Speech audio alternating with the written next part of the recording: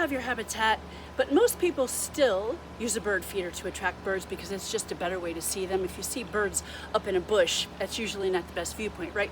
But as a reminder to myself and to anyone watching, cleaning these bird feeders is really very important because you can spread disease. So I've actually been using this bird feeder for a few weeks. So far, this is my favorite bird feeder, I gotta say, because like easy breezy, this thing comes off and I can fill it, but what I just realized as I was trying to spray this out, this whole thing comes right out. So I'm pretty happy about that. So thank you to Kingsyard.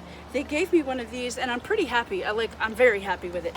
Soap and water, get it really clean. I always use, I keep one of these. It's not for my dishes, okay? Anyway, give it a good scrubbing.